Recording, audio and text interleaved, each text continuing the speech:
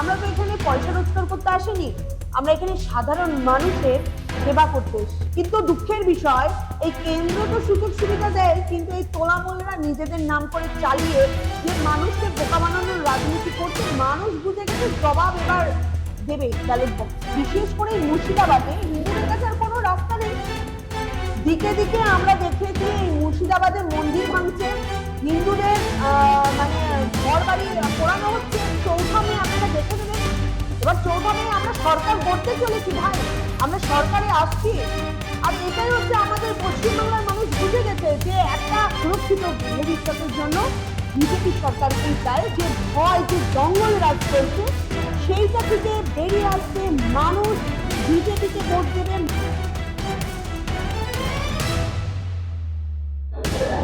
নমস্কার দিদি, কেমন আছেন? নমস্কার, আমি ভালো আছি। আপনারা সকলে ভালো তো? দিদি, এই যে এত বড় মুখে প্রচার কেমন চলছে? খুবই ভালো চলছে। প্রথম কথা হচ্ছে আমি তো মানে সাংগঠনিক মেয়ে। গরম, রোদ, জল, বৃষ্টি সবই আমার, মানে আমি অভ্যস্ত সংগঠন করে, তো আমার অ্যাজ ইউজুয়াল। প্রচারে দেবী মানুষের কেমন সাড়া পাচ্ছেন? প্রচারে আমি মানুষের সাড়া বলতে আপনারা ইতিমধ্যে দেখে নিয়েছেন, আমি যেখানে যাচ্ছি মানুষ আমাকে 2 হাত তুলে আশীর্বাদ দিচ্ছে, মানুষ আমাকে জড়িয়ে ধরে কোথাও কান্নাকাটি করছে, তো কোথাও আশীর্বাদ করছে, আমি প্রণাম করছি, তো ওরা আশীর্বাদ করছে আর বলছে যে একদম ঠিক আছে, আমরা সবাই আছি আপনার সাথে। বিজেপির বিধায়ক হলে তো দুর্নীতি করে গাড়ি বাড়ি সম্পত্তি কিছুই করা যাবে না, তাও এইসব ঝামেলার রাজনীতিতে কেন নামলেন? না দেখুন, আমরা বিজেপি যারা করি তারা একটা নীতি আদর্শ নিয়ে চলি, যারা নিজেদের ঊর্ধ্বে আমরা দলকে রাখি, দলের ঊর্ধ্বে ভারত মাতাকে রাখি। আমরা তো এখানে পয়সা রোজগার করতে আসিনি, আমরা এখানে সাধারণ মানুষের সেবা করতে এসেছি। তার জন্যই আমি বিজেপির আমাকে দল আমাকে উপযুক্ত মনে করেছে, আমাকে ভরতপুরের ক্যান্ডিডেট করেছে। আর আমি ভরতপুরের বাসীর সর্বদা তাদের পাশেই থাকতে চাই, তাদের উন্নয়নমূলক কাজে আমি থাকতে চাই। গত 15 বছর ধরে এলাকার মানুষের উপরে যে পরিমাণে শাসক দল এবং প্রশাসনের যে অত্যাচার চলছে, তাদের কি আশার আলো দেখাতে পারছে? তাদের আশার আলো, তারা অলরেডি আমাকে ভেবে নিয়েছে যে আমি হচ্ছে তাদের আশার আলো, তারা আমার মধ্যে আলো খুঁজছে। কারণ ভরতপুরের দীর্ঘদিন এই 15 বছরে যে অরাজকতা, অনুন্নয়নের দৃশ্য দেখা যাচ্ছে, এবং সব থেকে বড় ব্যাপার ওখানে একটা ভয় কাজ করছে, ভয় কাজ করছে। মানুষ কিন্তু আজকে ওখানকার মানুষ দিশেহারা ছিল, কিন্তু আমাকে পেয়ে একটা দিশে তারা যেন খুঁজে পাচ্ছে। প্রধানমন্ত্রী নরেন্দ্র মোদীর প্রতি মানুষের একটা অদ্ভুত ভরসা কাজ করে। আপনার কেন্দ্রে কেন্দ্রীয় প্রকল্পের উপভোক্তারা কি বলছেন? দেখুন, প্রত্যেকে এই পশ্চিমবাংলায় প্রত্যেকে, সে তৃণমূল করুক বা বিজেপি করুক বা কংগ্রেস করুক, সিপিএম করুক বা যে ধর্মেরই মানুষ হোক না কেন, প্রত্যেকেই কেন্দ্রীয় সুবিধা পায়। আর সেটা পাওয়াটাই স্বাভাবিক, আমাদের কাজই হচ্ছে সাধারণ মানুষকে পরিষেবা দেওয়া। আর প্রত্যেকেই কেন্দ্রীয় কেন্দ্রীয় সুযোগ সুবিধাতে প্রত্যেকেই খুশি। কিন্তু দুঃখের বিষয়, এই কেন্দ্র তো সুযোগ সুবিধা দেয়, কিন্তু এই তোলামূলরা নিজেদের নাম করে চালিয়ে যে মানুষকে বোকা বানানোর রাজনীতি করছে, মানুষ বুঝে গেছে জবাব এবার দেবে ব্যালট বক্সে। দেখুন, মানুষ বুঝে গেছে, মানুষ বুঝে গেছে যে বাংলার মানে যে আমাদের যে কেন্দ্রীয় যে আবাস যোজনা, প্রধানমন্ত্রী আবাস যোজনা, সেটা মমতা ব্যানার্জি যে বাংলার আবাস যোজনা নিয়ে চালিয়েছে সেটা অনেক আগেই বুঝে গেছে, 21-এ বুঝে গেছে। মানুষ এখন পরিবর্তন চাইছে, মানুষ মমতা ব্যানার্জির সমস্ত ভাউতাবাজি বুঝে গেছে। এই সরকার যে চলছে সেটা হচ্ছে মানে গুন্ডা রাজনীতি চলছে, তোলামূলের সরকার, সেটা মানুষ বুঝে গেছে। আর মানুষের একটাই দাবি, পাল্টানো দরকার, চাই বিজেপি সরকার। সাংগঠনিক শক্তি বলে মনে হয়? দেখুন, আমি আবার আগেও বললাম যে আমাদের দলে ব্যক্তির কোনো গুরুত্ব নেই, আমাদের দল হচ্ছে সব সময় একটা সিস্টেমে চলে। অবশ্যই সাংগঠনিক দক্ষতা, সাংগঠনিক ক্ষমতা, আমার সংগঠনই আমার সবার উপরে, সংগঠন ছাড়া ব্যক্তি অনামিকা ঘোষ কিছু নেই। হিন্দু ভোট একজোট করার যে লড়াইটা কতটা কঠিন, হিন্দুরা কি যাচ্ছে? দেখুন, হিন্দুদের কাছে তো কোনো মানে বিশেষ করে মুর্শিদাবাদে হিন্দুদের কাছে আর কোনো রাস্তা নেই।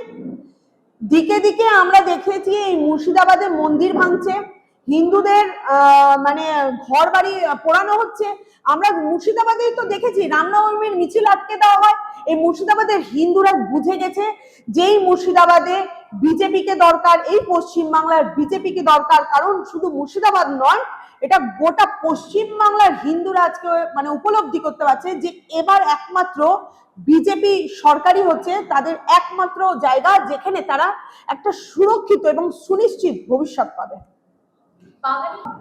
অবশ্যই বুঝেছে, অবশ্যই বুঝেছে। আর আপনাদেরকেও বলতে চাই, 4 মে আপনারা দেখে নেবেন। এবার 4 মে আমরা সরকার গড়তে চলেছি ভাই, আমরা সরকারে আসছি। আর এটাই হচ্ছে আমাদের পশ্চিমবাংলার মানুষ বুঝে গেছে যে একটা মানে সুরক্ষিত ভবিষ্যতের জন্য, একটা সুরক্ষিত ভবিষ্যতের জন্য বিজেপি সরকারকেই চায়। মানুষ বিজেপির ওপরেই আস্থা রাখছে, আর অন্য কোনো দলের উপর মানুষ আস্থা রাখতেই পারছে না। দেখুন, সমস্ত কিছু একটা সাংবিধানিক মানে নির্দিষ্ট নিয়ম কানুনে চলে। অনুপ্রবেশকারীর তো জায়গা এই ভারতবর্ষে আমি মনে করি না এখানে আছে বা থাকতে পারে। কারণ অনুপ্রবেশকারীরা আসবে আমার ভারতবর্ষে, এসে আমার সাধারণ এলাকার মানুষদের কর্মসংস্থানে সেখানে ব্যাঘাত ঘটবে। আমি চাইবো আমার ভারতবর্ষে আমার এলাকার সাধারণ মানুষরা তারা কর্মসংস্থান পাক, তারা রোজগার পাক, রুজি রোজগার করে তারা কর্মসংস্থান পাক, এটাই চাইবো। কেন আমি ভাই অনুপ্রবেশকারীদেরকে আমি মদত দেব? এইসবে মানে আমরা বিশ্বাসী নই, এইসব রাজনীতি আমরা করি না। আমরা আমাদের যেটা হচ্ছে মানুষের জনসমাজের কল্যাণটাই আমরা বিশ্বাসী। আপনার এলাকায় জনবিন্যাস পরিবর্তনের বিরুদ্ধে আপনার ভূমিকা কি হতে পারে? দেখুন, ওটা যেভাবে কেন্দ্রীয় নেতৃত্ব আমাদেরকে বানিয়ে দিয়েছে সেই মতোই আমি বললাম, আমি দলের ঊর্ধ্বে নেই। যেভাবে আমাদের গাইডলাইন সেভাবেই কাজ হবে, তার ব্যতিরেকে কোনো কাজ নেই। একটা কথাই বলবো, এই যে ভরতপুরে যে অনন্যায়নের শিকার, যে ভয়, যে জঙ্গল রাজ চলছে, সেইটা থেকে বেরিয়ে আসতে মানুষ বিজেপিকে ভোট দেবে। মানুষ, আমরা প্রত্যেকে আশাবাদী এবং ভরতপুরের মানুষও আশাবাদী যে এবার সরকার চেঞ্জ হচ্ছে এবং ভরতপুরের মানুষেরও তারা কিন্তু আমার ওপর তারা আস্থা রাখছেন। দেখুন, আমি একটা কথা বলি, আমি দেখলাম আমার একটা শালার সমাচার বলে আসিফ ভাই, আমার ছোট ভাই মানে সাংবাদিক, তাকে আমার প্রচার চালানোর জন্য, মানে হয়তো ও একার নাম করছি, বিভিন্ন সংবাদ মাধ্যমরা আমার প্রচারের জন্য আসছে, তারা আমার সাথে যোগাযোগ রাখছে। তাকে নির্মমভাবে তাকে পার্টি অফিসে নাকি ঢুকে মানে মেরেছে। আমি বলতে চাই, যারা বা যে এই কাজটা করছেন, ভয় দেখিয়ে রাজনীতি করা যায় না, ভয় দেখিয়ে ভোট জেতা যায় না। ভোট জিততে গেলে মানুষের মন জয় করতে হয়। আর আপনারা যদি মনে করেন যে ভয় দেখিয়ে মানুষের ভোট কিনবেন, সেটা কখনো হয় না। যদি ভোট জিততে হয়, মানুষের মন জয় করতে হবে। আর যেটা গণতন্ত্রের চতুর্থ স্তম্ভের ওপর যারা আক্রমণ চালায়, আমি বলতে চাই আপনারা ভাবুন তাহলে ভরতপুরের সাধারণ গ্রাম বাংলার মানুষদেরকে কি করতে পারে। এবং এর সাথে আমি বলতে চাই মানে আপনাদের মাধ্যম দিয়ে সমস্ত ভরতপুরবাসীকে এবং সংবাদ মাধ্যম এবং সমস্ত ভরতপুরবাসীকে বলছি, নিরাপত্তা সুনিশ্চিত ভরতপুরে হবে। 4 মের পরে প্রত্যেকটা ভরতপুরবাসী তাদের নিরাপত্তা সুনিশ্চিত ভারতীয় জনতা পার্টি করবে।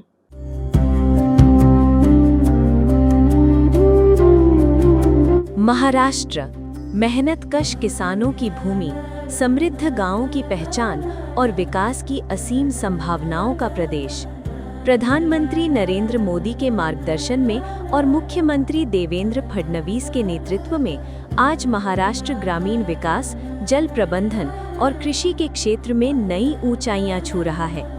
सिंचाई कुओं के निर्माण के लिए स्पष्ट स्टैंडर्ड ऑपरेटिंग प्रोसीजर लागू किए गए हैं, जिससे किसानों को स्थायी जल स्रोत मिल सके।